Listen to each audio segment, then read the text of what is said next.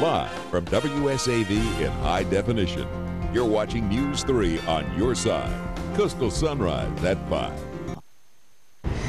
Good morning. Welcome back to Coastal Sunrise. I am here at the mansion at the 700 Kitchen Cooking School with Chef Darin WSAV. Good morning to you. Good morning. Thanks for coming out. Now, we are making some recipes and dishes for Thanksgiving. These are, you say, easy that anyone can make at home. Anyone can make. Easy to do. I think one of the keys with Thanksgiving is keeping it simple so you don't get stressed out. And if you can do things in advance, even better, so that you enjoy the day with the family instead of everyone being harried and frustrated. Okay, now these are two side dishes, right? Two side dishes, yes. So we're going to be doing Brussels sprouts with gremolata, which is a combination of lemon zest, parsley, and garlic.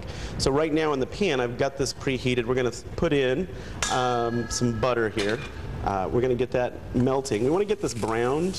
A lot of times when you're sauteing with butter, you actually put a little oil in there, a little olive oil to keep that from burning. What we want to do is actually want to get the milk solids brown. That's going to give it a nice nuttiness, which is going to take away from a little bit of that strong flavor of the Brussels sprouts. For the Brussels sprouts themselves, what we've done here, I already cut those in half. Blanch those, which is par cooking in salted boiling water, just until they're tender, just so you can fairly easily insert a paring knife. And then we pulled those out, put those in ice water to stop the cooking. So you can do this a day in advance. Honestly, you could do it 2 days in advance if you wanted to. And then we've got some mushrooms. I haven't trimmed the stems because they were pretty short to begin with. So if they bother you, you can take them off. If not, leave them on. And we're just going to get that browning up. And while we do that, I'll let you make the gremolata for us. Wow, yay. Now, gremolata is a classic garnish for braised veal shanks, osso buco. Really simple, and it's a great garnish for dishes like our vegetables today. So in our bowl, we have some chopped parsley. You can go ahead and dump that in. Dump this whole thing in? Yep. About how much is this? That's about a half a bunch. It's one of those things you can just eyeball. We have about 6 cloves of garlic. You can use a spoon to scrape that out. And then we're going to add the zest of 2 lemons in here. Now, the zest is just the colored part. So to do this, we want the actual little strips. We don't want the rasp zester that takes it in tiny bits. We want longer pieces. So anchor your thumb at the bottom and just drag this along, and that's going to take that off in nice, fine pieces. You want to give that a shot?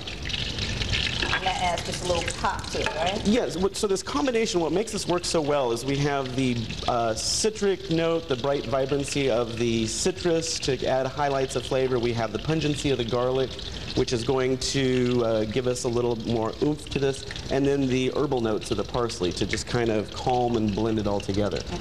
So this, and to this, while it's not traditional, I do like to add a little bit of black pepper in there. We're going to be adding some to the Brussels sprouts as well. Is that about enough? That's good, yep. And you can go ahead and just give that a stir with the spoon there.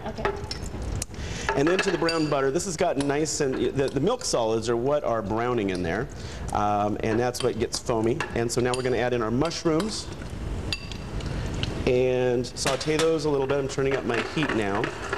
And once these get sauteed, you can use regular white mushrooms. These are cremini mushrooms, whatever you have to have on hand, or whatever the store happens to have when you're shopping. And then we're going to get these sauteed a bit, and then the Brussels sprouts just get warmed through. So that's not going to take long, and then we'll put that on top. So while that finishes, let's quickly go to our pumpkins here. What we've done is I've taken a miniature pumpkin, scooped that out, roasted it upside down with a little salt and pepper in there just until it's tender, about 20 minutes at 425 degrees to 400 degrees right in there. And then we can make up corn pudding. This could be your favorite corn pudding. I've got the recipe on the website. But whatever combination you like, we have some eggs and some, you can go ahead and beat that up. And then we have some milk, half a cup of milk, and then we've got some, I've already sauteed some onions and some butter with some a can of creamed corn. That's all in there together. We're going to mix that in there. And then over here for the dry ingredients, we have 1/3 cup of sugar. You can go ahead and leave that and dump these in. 1/3 cup of sugar, 1/2 cup of flour, mix this all up. 1/2 cup of cornmeal, and then some salt and some baking powder. And then you're just, once you get that mixed up, we're going to dump the liquid in there, mix that together, and then that would ultimately, just dump that in. And then that just gets mixed up until it's moistened. And then that will ultimately go in here. And this is the way they look when they come out. Yummy. So we just put that in the oven and baked that, and then just the tops on there to garnish. Here, to finish this off, we have our Brussels sprouts going in. Add a good sprinkling of salt. Food that's properly seasoned with salt is going to taste like the dish. It shouldn't taste salty. It's going to help highlight all those flavors. A little bit of black pepper in there. And then if you want to put about half of that gremolata in there with that. Just on top? Yeah, and then we're going to use the rest of it for garnish. Okay. We'll give that a toss. Adding that while it's on the heat is going to help bring out a little bit more of the flavor, reduce a little bit of the sharpness of the garlic. And then once that's heated through, that is ready to serve.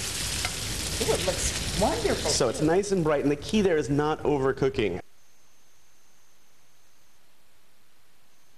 Look at these recipes and more. Go to chefdarin.com. To register for cooking class, visit 700kitchen.com.